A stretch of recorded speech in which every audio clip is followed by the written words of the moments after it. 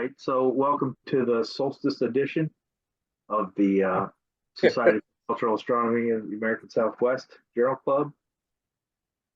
Tonight, I'm going to talk a little bit about Inuit astronomy and, by necessity, Arctic astronomy as well.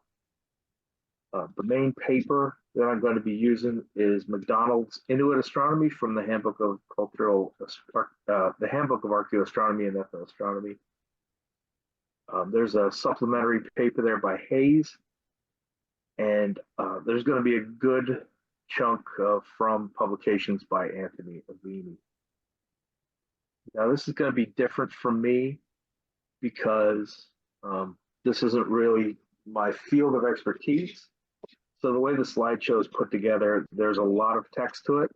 A lot of text I lifted directly from McDonald and Avini.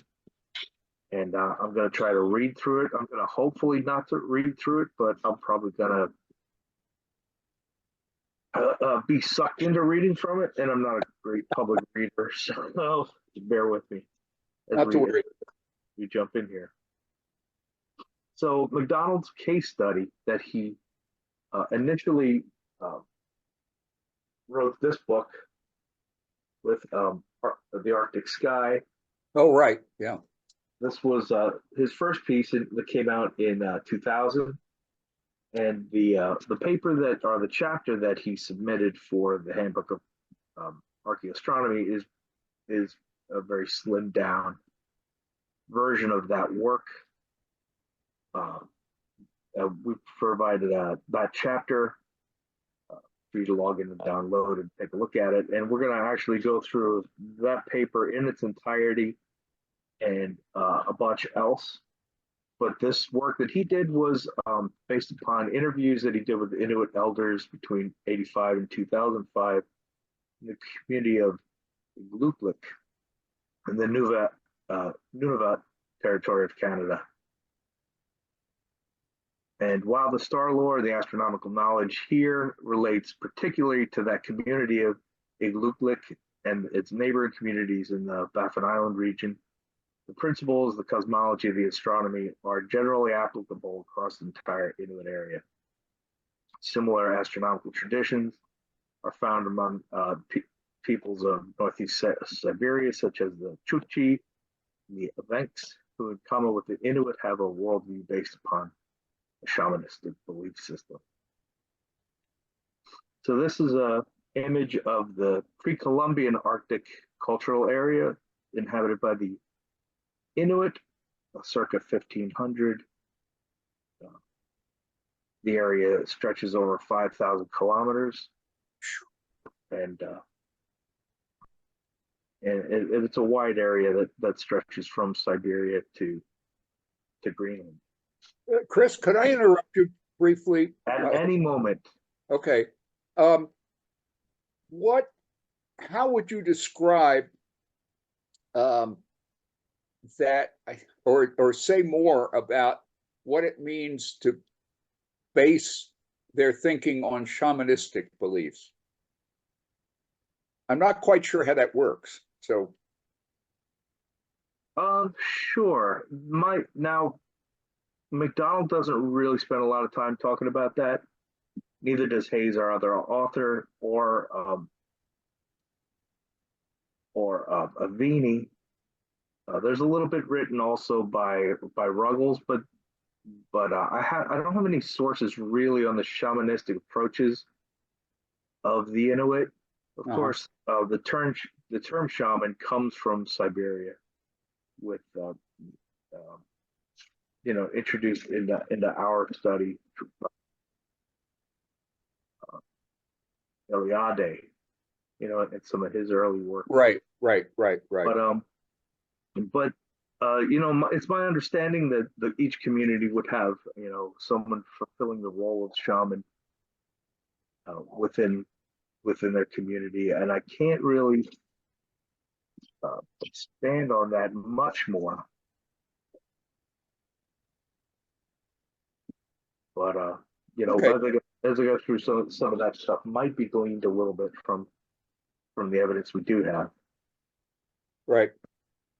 That wasn't really a focus of McDonald. So It'd certainly be interesting to look into more for sure. Yeah. Anyway, thank you. Certainly. Thanks for the question. So the interesting thing about the Inuit, there are about 150,000 of them. They predominantly live in the tundra, north of the tree line. There's a few that live in the tree line area, parts of Alaska and Quebec and Labrador, which the majority of them live above that. Their subsistence is based primarily on marine mammals. If they're living on the coastal areas, like seals, walruses, and whales, and inland, mostly caribou. They all augment that by fish, fowl, and forage berries and roots. Across the vast, sparsely populated terrain, there are significant regional variations in dialect, cultural practices, and technology, as we would expect, resulting from adaptation over time to the requirement and contingencies of local conditions.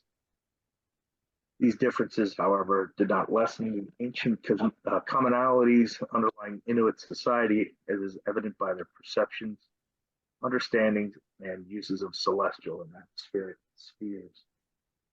Of course, this is true of any of the cultures we study in North America, where we generalize and we talk about the Maya or the American Southwest.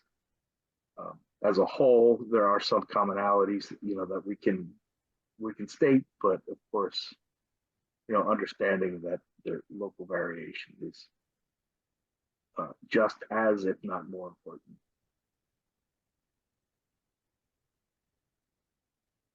So the community that McDonald was looking at, Igloolik, is just below 70 degrees north, placing it approximately 350 kilometers inside the Arctic Circle. So at this latitude, the sky is very different, moves different than we're used to. Yeah. One of the big differences in winter, the sun is below the horizon from the end of November to mid-January. And in summer, it's continually above the horizon, is where we get the term the midnight sun, for about 10 weeks beginning in mid-May. So apart from refraction, stars with declinations further south than 20 degrees are never visible. Yeah. So I threw in a little bit here about circumpolar stars, just since we're talking about Arctic astronomy. That's an important concept, that we're all familiar with, but I just thought we'd recap it a little bit. Circumpolar star is a star that, due to its role of latitude, never sets below the horizon because of its apparent proximity to, in our case, the North Celestial Pole. Yeah. At the higher latitudes, circumpolar stars are visible for the entire night on every night of the year. All circumpolar stars lie within the circumpolar circle, whose size is determined by the user's latitude. The angular measure of the radius of the circle equals the observer's latitude, like I just said. Here's something interesting. Before the modern definition of the Arctic, the term referred to Ursa Major and Ursa Minor, the bear constellations. The word Arctic comes from the Greek word arctos, which means bear. Of course, the bear is one of those anomalies when we look at it culturally, because we find it in the East, we find it among the North Americans, in Central Europe. So the myth of the bear, the star myth, is so old. Some think it must have predated humans crossing over the Bering Strait. But interestingly enough, up here, they don't have the bear. As we'll see, that's not part of their mythology. So here's a picture from Avini's Sky Watchers. This is a picture of the annual apparent motion of the sun from Mesoamerica. where I'm much more comfortable talking, about 20 degrees latitude. So we can see here, this would be the south, the winter solstice, the sun's arc at the equinox, and the sun's arc at the summer solstice, and our apparent motion of the sun. Annually, we'd go between the two. Our north celestial pole will match our latitude roughly. Here we're at 20 degrees, and our pole would be at an altitude of 20 degrees. In the Arctic, the sky moves very differently. The north celestial pole is at 90 degrees, directly at zenith, and the sun is circumpolar. At times, of course, because with the Inuit, because we're more 70 degrees. But just pointing out some of the stuff at the North Pole. For the Arctic, it's not exact, but here's a little clip from Stellarium, which shows the motion of the sky at 90 degrees. So instead of sinking below the horizon, these circumpolar stars will just go around the sky. Interestingly, at some of these northern latitudes too, the moon will actually can be seen rolling around the horizon, from circumpolarly, which is kind of interesting view. That strikes me as very interesting because of the way in which at say my latitude at 35, 36 degrees, in the wintertime, the moon is high. In the summer, it's low, comparatively. And so it looks different,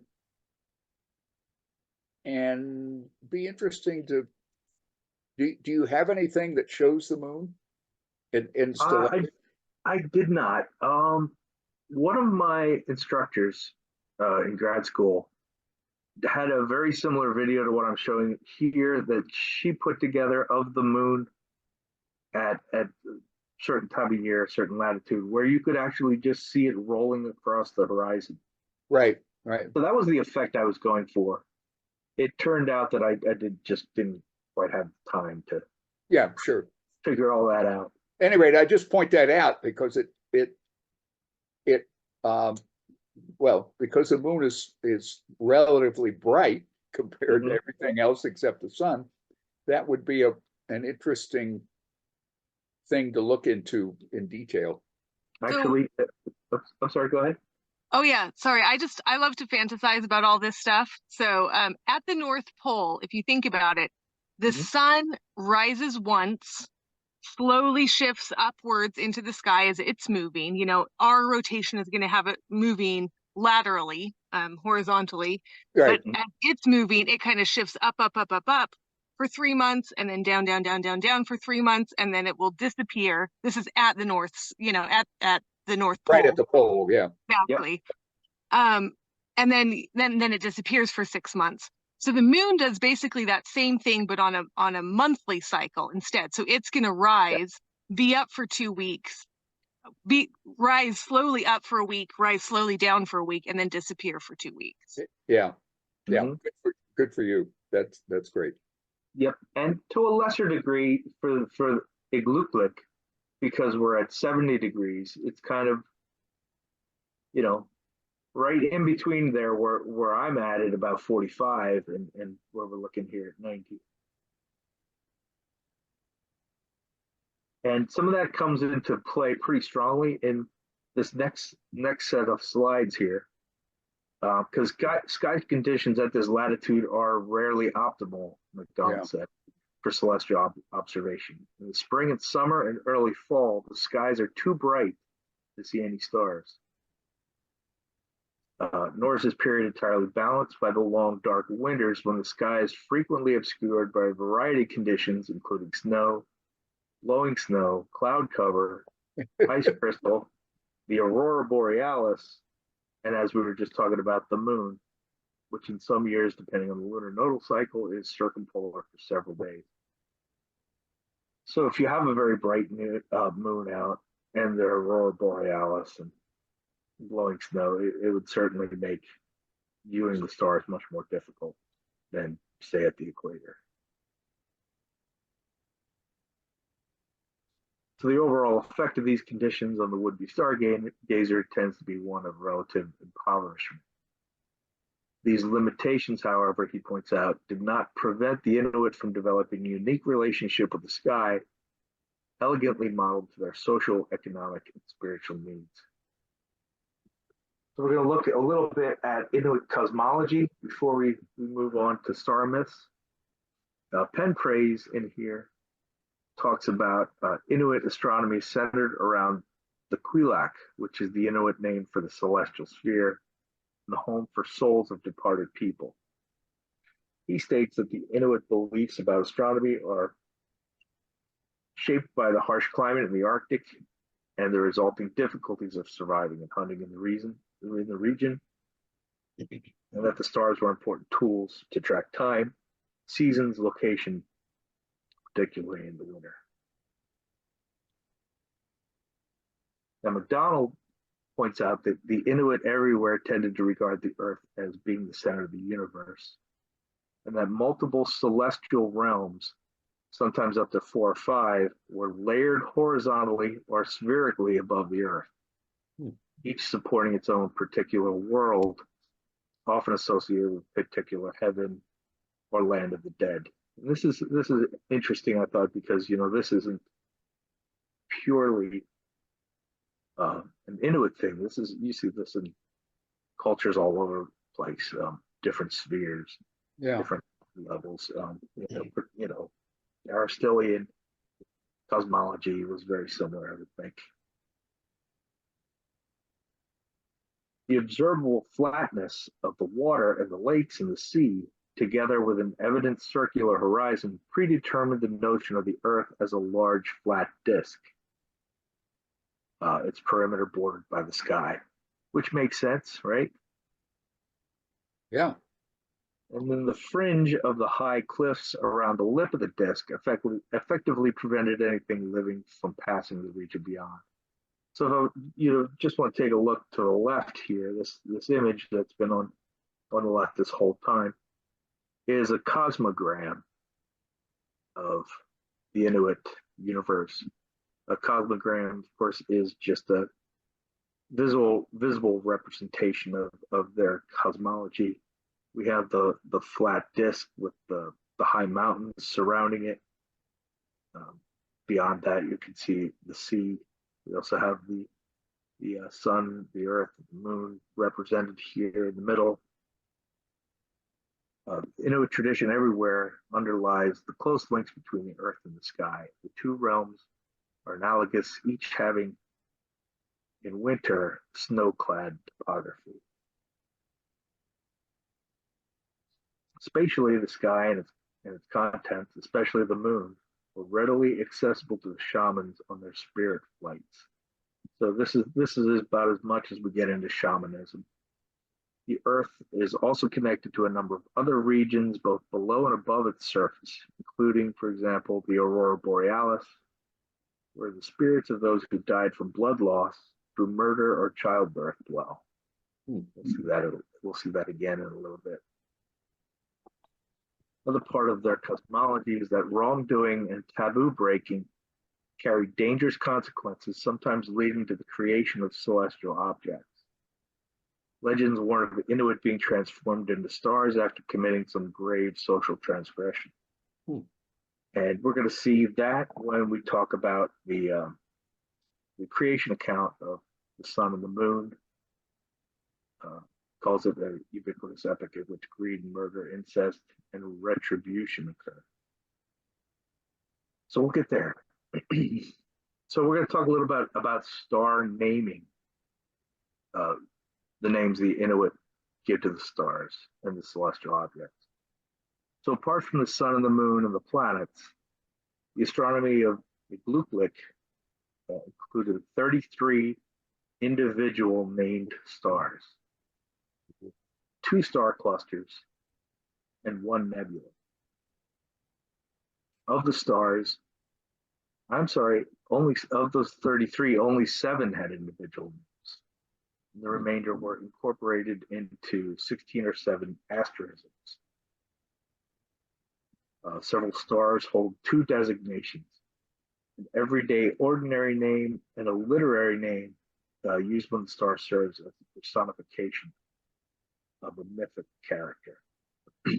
Only single stars are used to represent humans and animals. This is a practice consistent with the view that most stars were once animate beings on Earth possessed of a single soul. So when they died, and that transformation retained their individual identity. When the individual died and went to the stars, they were one soul, they become one star. So only a single star could represent a human or animal in the sky. Inanimate objects are represented by groupings of stars, corresponding only coincidentally, if at all, to classical European constellations. So here's a list of everything that we're talking about. And by the time we're done here, we'll have a good understanding of what looks to be a little overwhelming right now. So I'm going to just do a quick overview on this slide, really quick. The first one is Agjuk, which is an asterism made up of Altar and Tarazed. It's used to mark the winter solstice, or it occurs right before the winter solstice coming up, and this is what they use to know that it's right around the corner. Then we have the 2 apart. I'm not going to try to read all these names, stumble through them. Some of the other ones that we're going to really touch on, the one behind, there's 2 different Kinguilics, there's Vega and Rigel, and the one behind, even though they both have that name, we'll see that they have very different meanings. Now, Norjuk is the polar bear, or the spirit of the polar bear. That's Aldebaran and Taurus, and we're going to see much more of him. I hope I'm saying this from correct. Kiyutik, close enough, right? That's Polaris. Now, Polaris, that translates to never moves. To Ituk means to it never moves, and it's not very good for navigation, right? Because it's 70 degrees, 71, 73 degrees up in the sky. So we have this chart here. We're going to come back to most every one of these as we work through this. So here's a Inuit star map. So this is just an introduction to it, and we're gonna delve into this a little bit more, and then apparently I can't use my mouse, but I'm going to start at the top at Sivulik and go around clockwise. Those are the 2 in front, the old man and the little orphan. And then right around there at 1 o'clock, we have the one behind. So we have the old man, which is part of the 2 in front. Then we have the old woman, Vega, who's the one behind. Then we have the asterism for the winter solstice. It's not really on this map. As we go, keep going clockwise, there's an arrow there that points to the North Star, never moves. And then we have what we call Cassiopeia. We have a 3-legged pot stand and the seal skin, or oil or blubber container. The Pleiades, called the breastbone. We have the Hades cluster, is one of the two clusters, and those are the dogs. The spirit of the polar bear is Aldebaran. The younger brother, which gets left behind, is Rigel. We'll see that. The cousins we won't really talk about. Say if serious a little bit. The runners are the three stars of the belt of Orion, two placed far apart, and then we have Procyon, if I'm saying that one right. The one who never goes onto the newly formed ice, or also called the murdered man. And then we have asterism right here in the middle of the collarbones.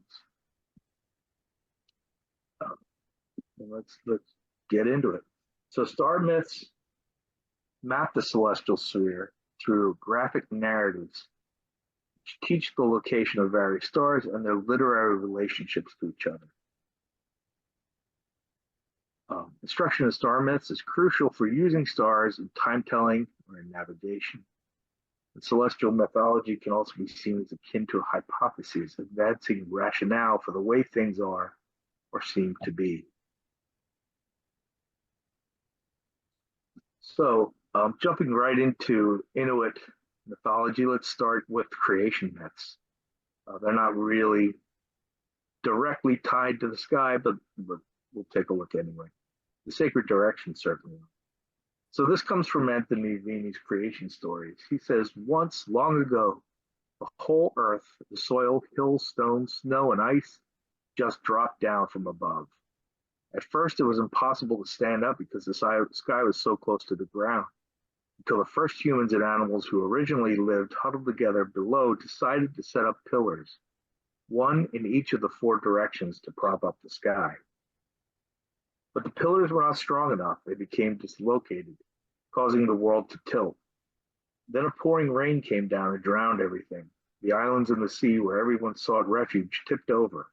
You can still see the remains of the original creature's shells and bones on the island tops today. We think there must have been another living world underneath us, also supported by four pillars. That's because of the driftwood we pick up on the shore, so it must all be all that's left from the underground forest, the world where we Inuit came from.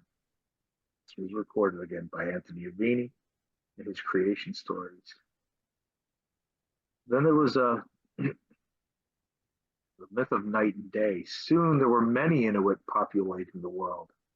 They needed to get food and to eat and fur to protect their bodies, but it was too dark to hunt.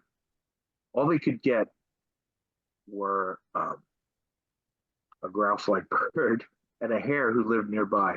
They would shoot them with a bow and arrow. Ravens wanted light too, so they could better find their food, but foxes preferred the dark. Better to pillage the caches where the Inuit people hid their meat. The two got into a big argument. May the light come, may the day come, said the raven. May it be night, the fox responded. With these magical spoken words, they settled the argument by alternating between the two, and it has been that way ever since. Again, collected by Avini in his creation stories, the Inuit myth of night and day. So we talked earlier, we mentioned as part of Inuit cosmology, wrongdoing often led to the creation of celestial bodies.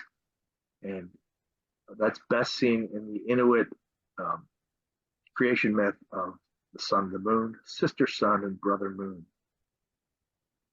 It starts off with during an Inuit festival, someone entered the tent or the dwelling of the sister's tent and extinguished her lamp and basically violated her.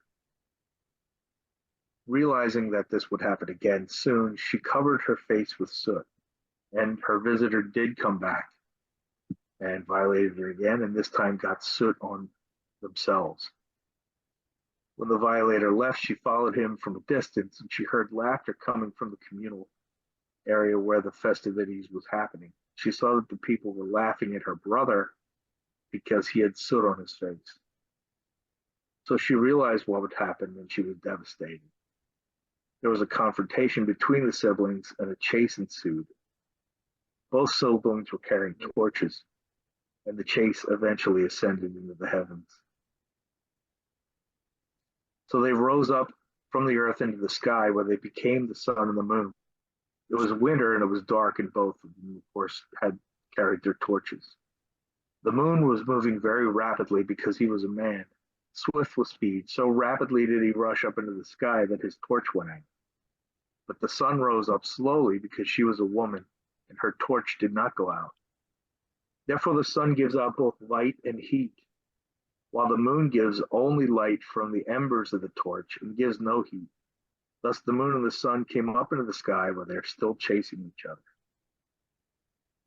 Now, MacDonald says the myth of the sun, sister sun, and brother moon, the so-called incest myth, involving the brother's abuse of his sister and subsequent pursuit of her in the sky, offers the Inuit satisfactory explanations for a number of celestial atmospheric phenomena.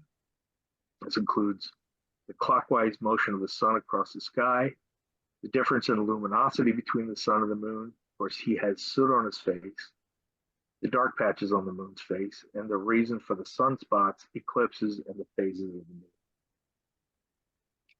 The myth also provides the Inuit with their principal metaphor for several of nature's basic dichotomies: night and day, summer and winter, and male and female.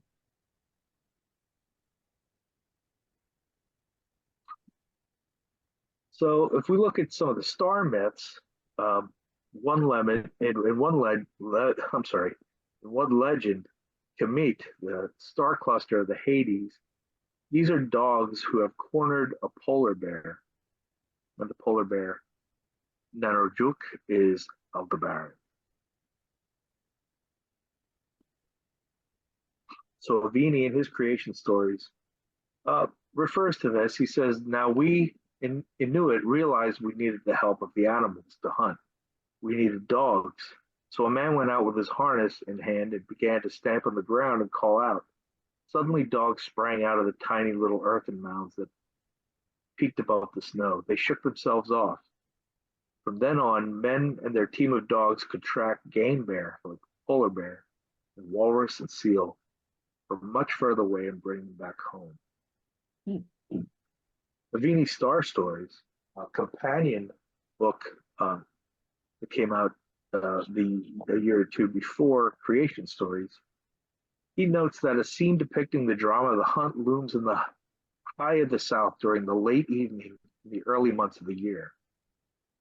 The Norjuk, the polar bear, appears in the northeast at sunset. It circles all the way around the pole, disappearing into the northwest at dawn. He says its cubs, although its cubs stay close by, as a group of brothers and their dogs, the Pleiades attempt to head it off. So he's calling the Hades the cubs and the Pleiades dogs, but I think more accepted is that the Hyades are the dogs and the Pleiades. It's often called the breastplate, but the story remains the same. Now, the three runners are the hunters who lark to it. These are the belt stars of Orion. They chase after the polar bear. So there's four brothers that are chasing after him. One of them drops his mitt and yells out, the youngest of the hunters yells out, "I've dropped my mitt." "There's a full moon, no need to fear anything," responds the elder brother. "Go back and get it." As he turns to go back and retrieve his glove, his brothers suddenly go up into the sky. And you can still see the brother who turned around and ended up back on Earth. He is the star Western stargazers call Rigel. So as the three runners who have the belt of Orion headed up to the sky, their brother got left behind, eventually ended in the sky as Rigel. Or as we saw in the very beginning, the one behind. Remember, we had the old woman who was the one behind, and then we had another one behind, which is the youngest hunter. So this star that I was just talking about, the one behind, is also known as the hunter who's trailing behind his brothers because he dropped his. So there's another myth called the murdered man, or the guy who doesn't want to go out on the sea ice. And this also comes from Avini star stories. So walking on thin ice poses a hazard for the Arctic seal hunter, especially if the hunter is overweight. Once there was a huge man named Sikoliakus Sikjiutug, something like that, who avoided the risk of being on the ice by stealing from successful hunters. He stole so often that he acquired a reputation. He learned to tell how successful the other hunters were by checking out their wrists when they returned from the hunt. If their wrists were dirty, he knew they likely had not been immersed in water, so these men hadn't caught anything. One day, when the ice had reached the same thickness as the landfast ice, the other hunters persuaded the huge man to go out with them for the night and camp on the ice. So he did. And when they were out there, they said, well, we usually sleep with our hands tied behind our backs. And since his first hunt, he questioned it too much. But in the middle of the night, the hunters tried to stab him. But he was a big, strong guy, and he managed to break his bonds. During the fight, however, his stab wound did prove fatal. So they left him and dumped him, and he ascended to the sky, where he became what astronomers called Procyon in Canis Minor.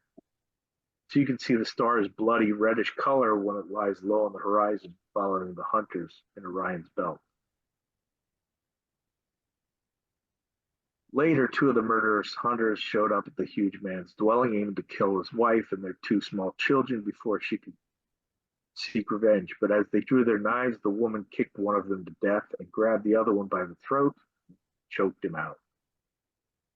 You don't want to mess with her. Yeah. So we talked also about the northern lights, the aurora borealis, and how the souls of the dead that died from bloodletting or childbirth, a couple other ways went through, up and joined that. The aurora is rich with spiritual traditions, most involving the spirits of the departed. The Inuit call the aurora Aksarnirk and believe that the souls of the dead dance in the aurora. Sometimes the spirits are carrying torches to guide those still in the world. Other times they are playing soccer with a walrus skull as they skitter and dance across the sky. Their term for the northern lights means ball player in English.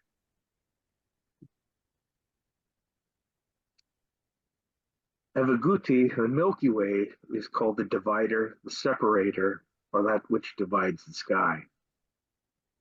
In one story, Evaguti is a track left by the raven snowshoe when he walked across the sky, creating the inhabitants of the earth.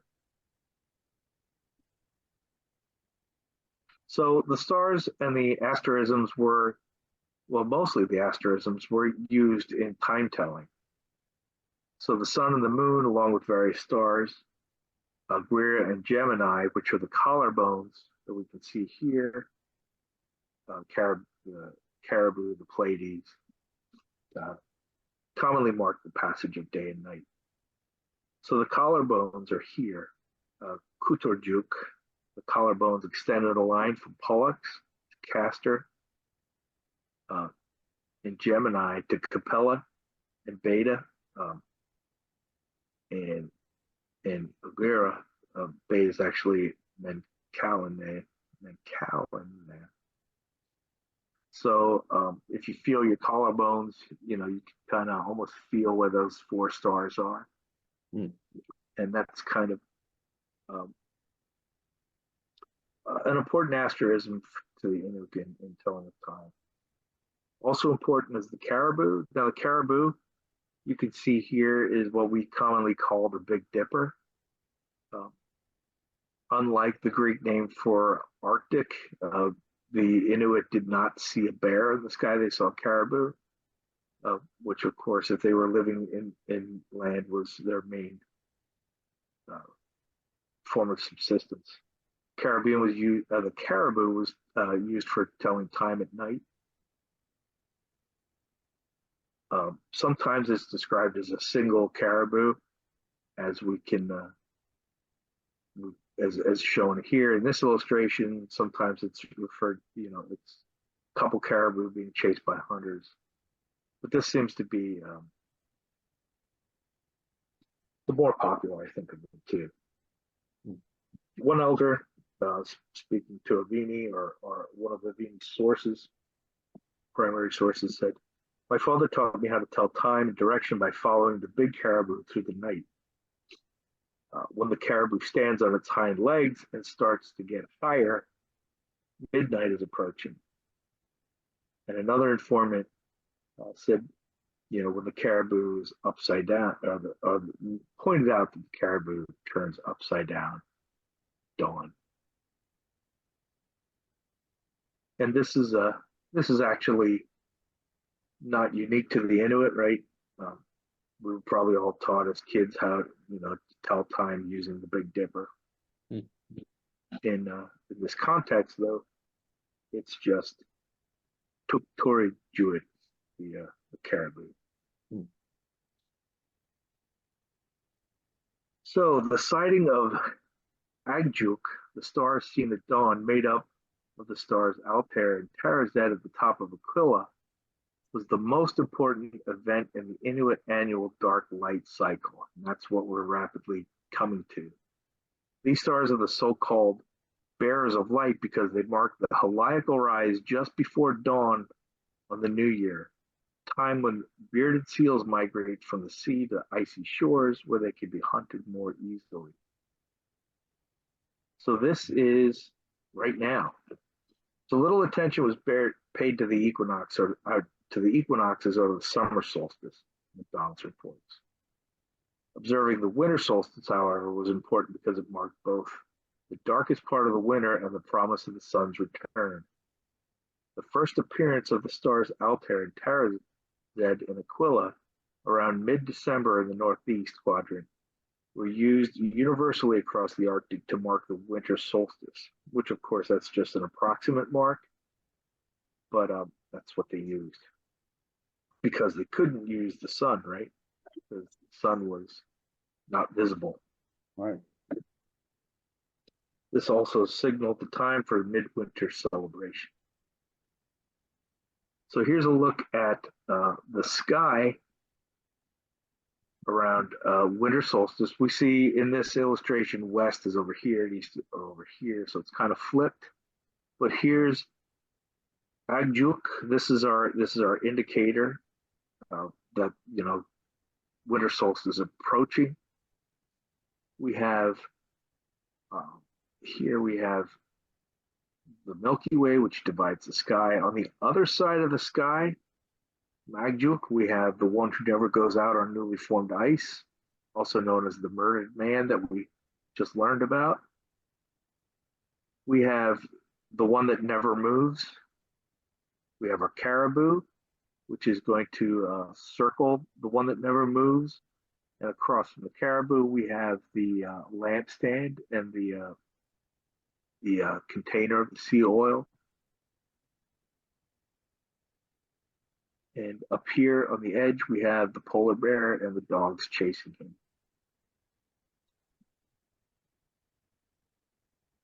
him. So here's our sunrise coming up, 12/21/2023. This is what it's going to look like around 7 a.m. We're going to have our marker stars here. Altair and Tarazed are going to be rising in the east. And this is going to be our close enough marker to winter solstice when there's no visible sun. Right? You just see little bits of the sunlight poking out through here. Well, that's not even that, is it? It's the Milky Way. So that's what we're going to be looking at if we were at 70 degrees north. So this is the time of the winter solstice celebration, the biggest of the year. The appearance of Agjuk also signals the biggest celebration of the year. During the extended twilight, people eat and drink to excess, they masquerade and change partners. So here's a little blurb from a diary of an 18th century traveler, an anonymous traveler's diary. They assembled together all over the country in large parties and treat one another with the very best they have. When they have eaten so much that they are ready to burst, they rise up to play and dance. A performer expresses his joy at the return of the sun in the hemisphere. The welcome sun returns again, Aman Aja Ahu, and brings us weather fine and fair, Aman Ahu Ahu.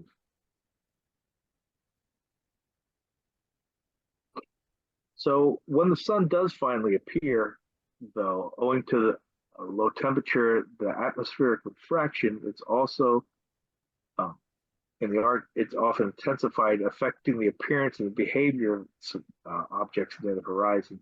This phenomenon greatly influences the Inuit beliefs about the sun when it reappears on the horizon after the winter darkness. And MacDonald rephrases that same statement later in the paper. He says the idiosyncratic effects of refraction on the sun's apparent behavior when it first reappeared on the horizon in the new year often caused anxiety. This was a delicate time, and strict taboos were observed to ensure the sun's rapid and full return. Its recovery was anxiously observed until it reached the meridian altitude of approximately 15 degrees, measured by the width of a mitten on an outstretched hand fitting in between the lower limb of the sun and the horizon. At this stage, the sun was deemed to be safely back.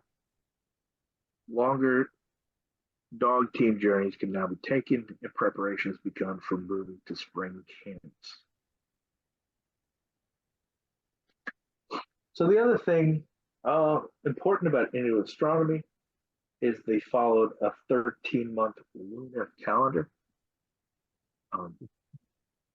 MacDonald in his paper says the Inuit usually numbered 13 moon months, each named for a predictable seasonal characteristic of the environment coinciding with a particular moon. So I have on the right side here 3 months, but I didn't start them at the beginning of the year. I started them at the end of the year with the beginning of winter, just to match the text here. The nesting of eider ducks,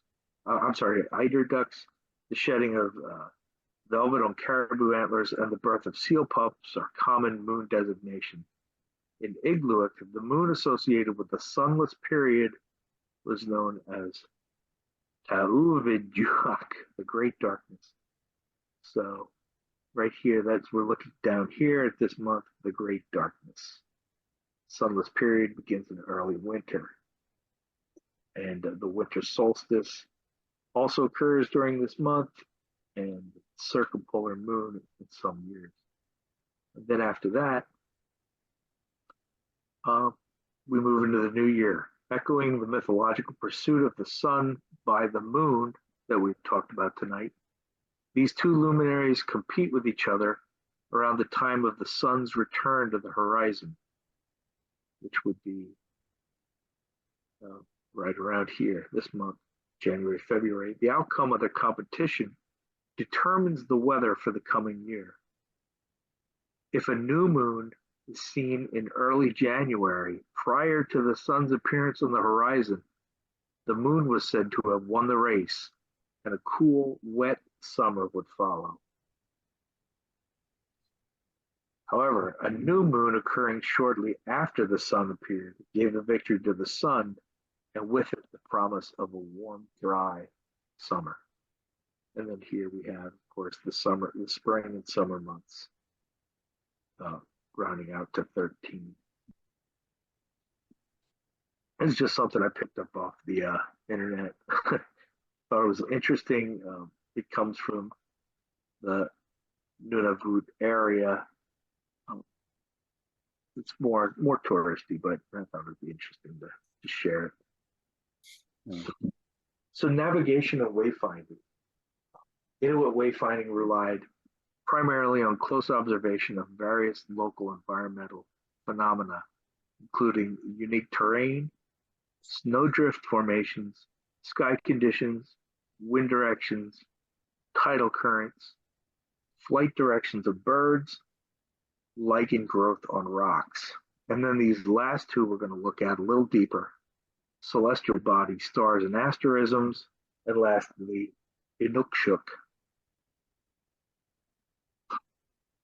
So the sun, moon, major stars, and even the aurora borealis played their part on occasion, but no one factor prevailed in determining direction. Ever-changing circumstances dictated which combination of clues would be used in any given situation. So we have here the collarbone that we looked at before, aided in keeping dog teams on course over featureless terrains. So it was used not only for telling time, but also for navigation. If the horizon was obscured by ice fog, walrus hunters on the moving sea ice floe off Inuit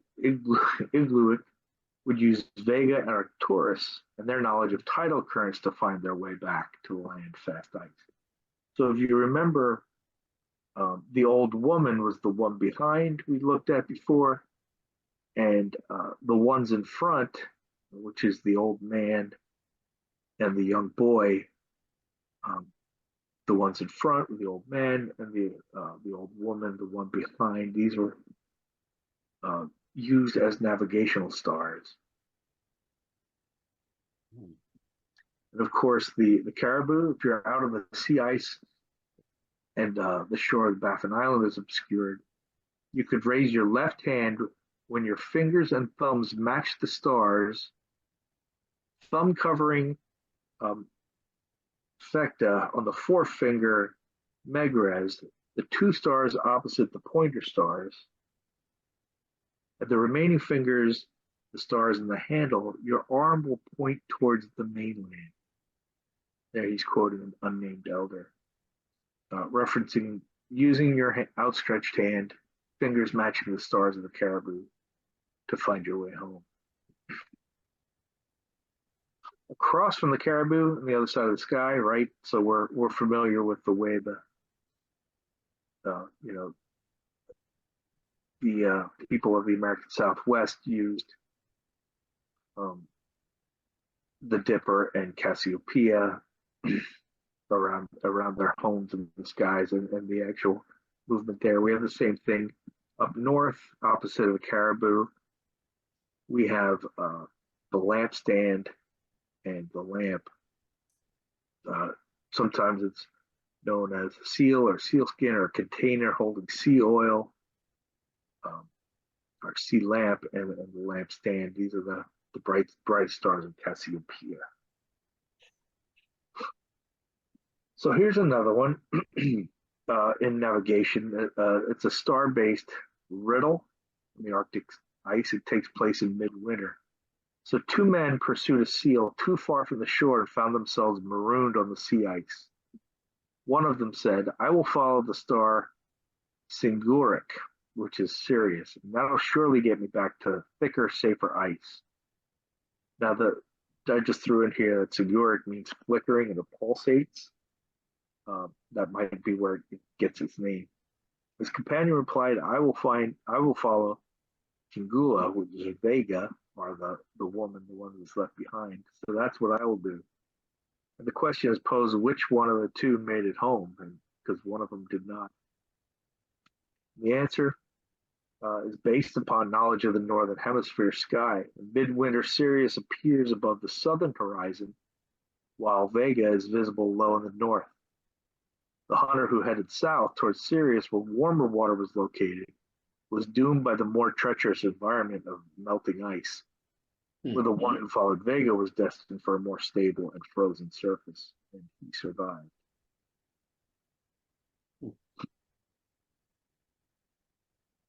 So, in wayfinding here, as we talked about before, in the more southerly region, the Inuit territory, Polaris could be used as a directional indicator, where its altitude was low enough to permit comfortable use. Above latitudes of 70 north, Polaris appears almost directly overhead and is ineffectual for navigation. However, we talked about Inuksuk. These are directional markers and function as instruments of navigation and astronomy. According to this one website I found, I'm not sure, they didn't really post their sources, and it's called the Pagan Federation, but I put it in here anyway. The longest arm may point to the closest village where you will find safety. Some will point to Nikirtsu, to the North Star. So let's just keep that in mind as we move through a little bit. Some images here of Inuksuk. Here's one of the ridge top of the Inuit village at Nunavik in 2000. Described as one elder as indicating a safe place to make a camp. And on the right, we have a Inuksuk located on Upik Island. On the left here, we have one on Baffin Island. And on the right, we have another one Baffin Island around 1970. So these are created by the Inuit. They're all across the Inuit territory that we saw on our second slide. Hayes, the second paper that I put on there is just kind of a supplement. I don't know if anybody got a chance to look at that one. I haven't really delved into that one as much, but I wanted to quote him here where he talks about kind of some of the same stuff. Inuksuk were by no means the primary or sole navigational aid. Other traditional techniques relied upon include the shape of the wind-driven snow, the prevailing winds, the fluorescent bands of the northern lights, the position of the sun and the moon, the relationship and arrangement of the stars, landscape features such as boulders, rivers, fjords, beaches, and mountains. And the traveling Inuit frequently use cognitive maps, a library of accumulated images and events forged through repetitive travel, experience, and interaction with the land. So I included some of this just to look further into the Inuksuk, because one of my questions is there any potential research question there? Is there any evidence of archaeoastronomy in the construction of these Inuksuk? To the best of my knowledge, this is not a question that's ever been asked or looked at by archaeologists or archaeoastronomers.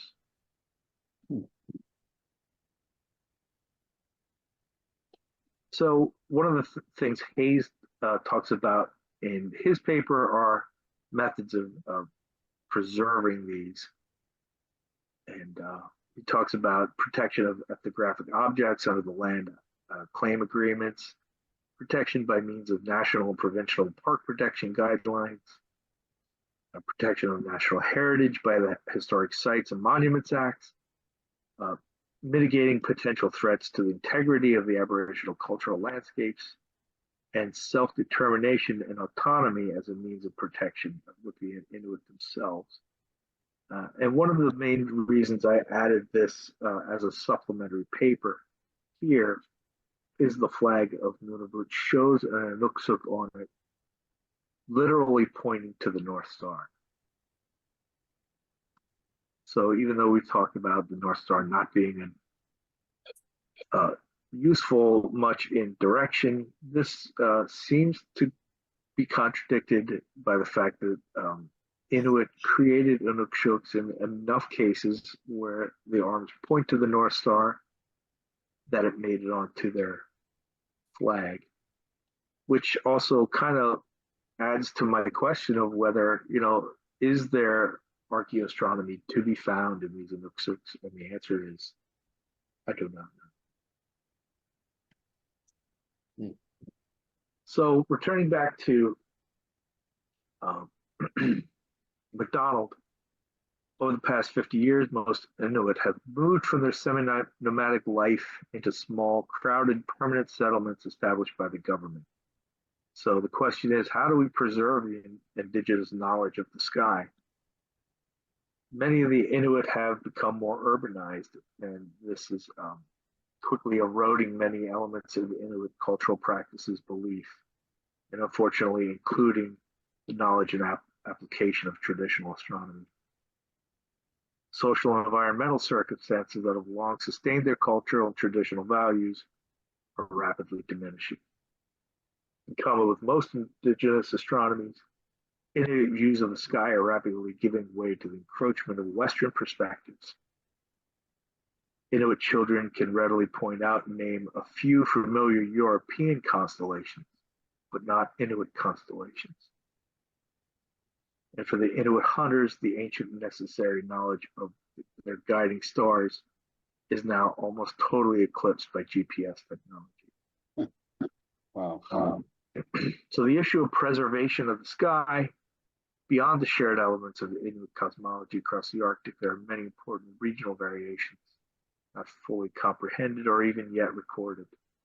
Gathering what remains of this information from extent knowledge of Inuit elders should be an immediate priority of groups like us if we are to achieve a more complete understanding of the complexity of Inuit cosmology. Education authorities in all regions of the Arctic should be encouraged to teach Inuit astronomy and cosmology as part of their school's cultural curriculum. And it is important that Inuit children discover that their culture of developed astronomical traditions paralleling and just as valid as those of the Western world. So to recap, I just brought us back here to the star map. If you were paying attention, these asterisms probably have a little more meaning than they did the first time we saw this image. So now we're familiar with the old man and the orphan boy, the two in front, and the old woman, the one behind, that are used for navigation, for when they're too far out in the ice. Are stars that will announce the coming of the solstice. Never moves. Are caribou, which can be used as navigational aid, used to tell time. And across from him, we have the oil lamp and the lampstand. We have here the collarbones, which we know now are important for navigation and telling time. Across from the sky, from our solstice markers, our solstice heralds, we have the one who never goes out, or newly formed ice, or the murdered man here crossing. We have our three runners here who were chasing the polar bear and their dogs. We have their brother, Rigel, here, who was left behind, the younger brother left behind. Not talked about, but the Orion Nebula, we have the cousins. And then we have the riddle of being lost in the ice, with it pulsates for Sirius, or Vega, which star to follow to get home, and which one led to death. And I think that pretty much covers the important ones. So this is these are the references I used to put the slideshow together. I have no idea what time it is. Just about 9 o'clock. I have one more slide if you guys want to see it. If not, you know what? I think I'm just going to stop and answer questions. Or not answer questions, but open it up to discussion, because this journal club isn't meant to be me presenting, but I just thought it would be a good topic for me to present anyway. But I'd like to open it up. Well, I want to thank you, because this is, unfortunately, I didn't get a chance to read the papers beforehand. I'm sad to admit, but I'm impressed. I think you did a nice job of pulling together not only what's in the two papers that you suggested that you used as a basis, but also bringing in some of the stories from Avini's books and so forth. I think it provides a very nice summary, looks like anyway, of their star lore. And one thing that really I kept thinking about the whole time is, it's dangerous out there. I mean, more so, I think, anyway, than we experience in our local landscape. Right. I mean, it's just astounding to me to think about people navigating by the stars, but not only having to navigate, but also have to worry about Where they put their feet. you're going to fall through Right. fall through the ice, or come across a bear that you didn't expect. That sort of thing. Anyway, I'm impressed. Thank you. Yeah, if there's nothing else, I might share this last one with you. Sure. This is just a short video. Oh, It's not. It's about 8 minutes. It's Inuit mythology. It's not really much sky myth, but it's a lot of creation myth. If you guys are interested, I could share it. Sure. sure. Why not?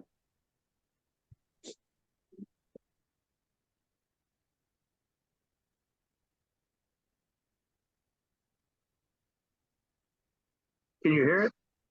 No. No.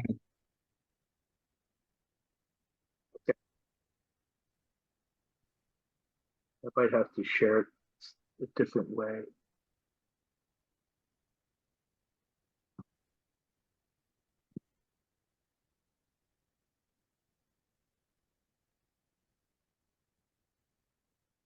You could also send us a link.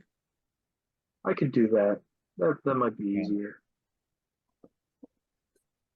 And I don't know the rules of YouTube. If we play a YouTube video on our YouTube and we post it, if we get ourselves Indeed. taken down or something.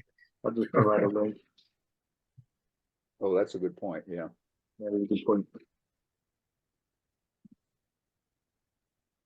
Let's see. Well, that's all I had. Yeah, I I hope you really guys. appreciated and loved it. So thank you so much. That was wonderful. Oh, thank you. I thought it would be it was a great learning experience for me too, because this was something I was interested in, but didn't really set time aside to learn for myself until it was time. So That's a good way to do it. exactly, that's what this is all about. Exactly. Well, it's very nice. I really liked it.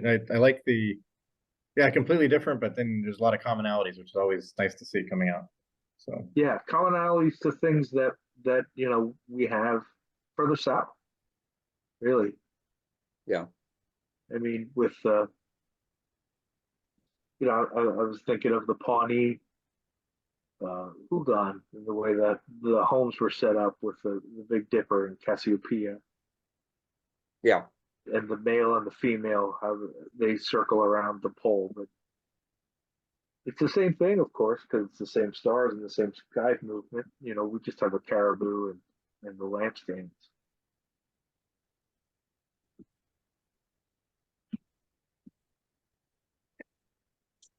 well, I'm gonna have to take off in a minute. I don't want to cut it short, but Well, I'm done. Yeah. So if there's no questions, well, Thanks, Chris. thank you, Chris. It's thank you guys. awesome as always, and thank you have for the fun. entire year. Honestly, it's a Oh, huge amount of work. My pleasure. Great You guys job. have fun at home and week. Or whoever else is out looking at the sun this week. It's a whole new world up there. You introduced us to a whole new Exactly. way of looking at things. Yeah. All right, guys. Well, good night and have a great solstice and a great Christmas, and we'll see you in January. Well, thank you very much again, Chris. Happy solstice, Thank and you, guys. see everybody soon. Yep. Bye. Thank you for Bye. the presentation. Bye.